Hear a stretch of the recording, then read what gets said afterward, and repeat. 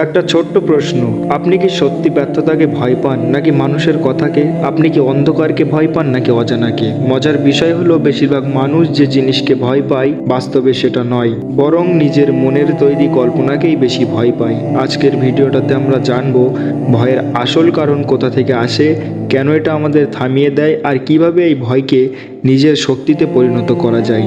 শেষ পর্যন্ত দেখুন, কারণ শেষের গল্পটি হয়তো আপনার জীবনে দেখায় দৃষ্টিভঙ্গি বদলে দিতে পারে।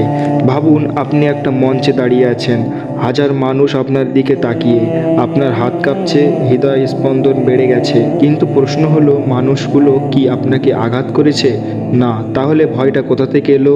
উত্তর একটাই, আপনার মনের ভেতর থেকে। ভয় হলো ভবিষ্যতের এমন একটা কল্পনা যা এখনও ঘটেনি, কিন্তু আমাদের মস্তিষ্ক সেটাকেই সত্যি বলে বিশ্বাস করতে শুরু করে। নাম্বার এক, অজানা জিনিসকে মানুষ বেশি ভয় পায়। ধরুন আপনাকে বলা হলো আগামীকাল আপনার জীবনে বড় একটা পরিবর্তন আসবে, কিন্তু কি পরিবর্তন সেটা বলা হলো না। আপনি কি করবেন? ভাবতে শুরু করবেন, যদি খারাপ কিছু হয়, যদি আমি ব্যর্থ হই। এটা অনিশ্চয়তা ভয়ের জন্ম নেয়। আমরা অজানাকে যতটা ভয় পাই, বাস্তবে সমস্যাকে অনেক সময় ততটা পাই না। নাম্বার দুই, ব্যর্থতার নয়, বিচার হওয়ার ভয়। অনেক মানুষ ব্যবসা শুরু করে না, ভিডিও বানায় না, নিজের স্বপ্নের পথে হাঁটে না, কারণ তারা ব্যর্থ হতে চায় না, তারা ভয় পায় মানুষ কি বলবে, সত্যি কি হলো, মানুষ কিছুদিন কথা বলবে, আপনার নিজের জীবন নিয়ে ব্যস্ত হয়ে যাবেন। আপনি হয়তো সারা জীবন চেষ্টা না করার আফসোস নিয়ে বাঁচবেন। নাম্বার তিন, অতীতে খারাপ অভিজ্ঞতা। একবার ব্যর্থ হয়েছেন, একবার বিশ্বাসঘাতকতার শিকার হয়েছেন, একবার অপমানিত হয়েছেন, তারপর থেকেই মনে হচ্ছে আবার যদি এমন হয়।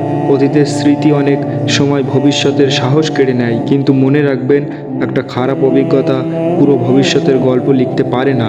নাম্বার চার, নিজের উপর বিশ্বাসের অভাব। যখন আপনি নিজের উপর বিশ্বাস করবেন না, তখন ছোট কাগজও পাহাড়ের মতো মনে হয়।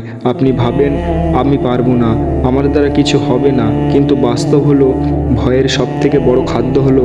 আর এই আত্মবিশ্বাস বাড়াতে শুরু করে তখনই যখন আপনি ভয় পেয়েও ছোট ছোট পদক্ষেপ নিতে থাকেন। ছোট্ট একটা গল্প। একটা ছোট ছেলে তার বাবাকে বলল, বাবা, আমি অন্ধকারকে খুব ভয় পাই। বাবা তাকে একটা মোমবাতি দিলেন, তারপর বললেন, পুরো রাস্তা আলোকিত করতে হবে না, শুধু সামনে এক কদম দেখলেই হবে। ছেলেটি হাঁটতে শুরু করলো, এক কদম, তারপর আর এক কদম, এইভাবে সে পুরো পথ পার হয়ে গেল। জীবনটা ঠিক এমন, আপনার পুরো ভবিষ্যৎ দেখতে হবে না, শুধু আজকে একটা ধাপ এগিয়ে যান।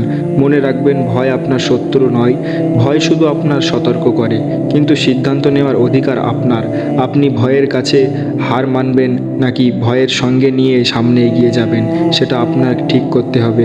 কারণ সাহস মানে ভয় না পাওয়া নয়, সাহস মানে ভয় থাকা সত্ত্বেও সঠিক কাজটি করে যাওয়া। আজ একটা ছোট্ট কাজ করুন, যে কাজটি আপনি অনেক দিন ধরে ভয়ের কারণে শুরু করতে পারছেন না, সেটা প্রথম পদক্ষেপ নিন। হয়তো সেই একটা পদক্ষেপেই আপনার পুরো জীবন বদলে দিতে পারে। ভিডিওটা ভালো লাগলে লাইক করুন, বন্ধুদের সঙ্গে শেয়ার করুন, এবং আরও এরকম মোটিভেশনাল ভিডিও পেতে চ্যানেলটা সাবস্ক্রাইব করে রাখুন। ধন্যবাদ, দেখা হবে অন্য কোনো মোটিভেশনাল ভিডিওতে।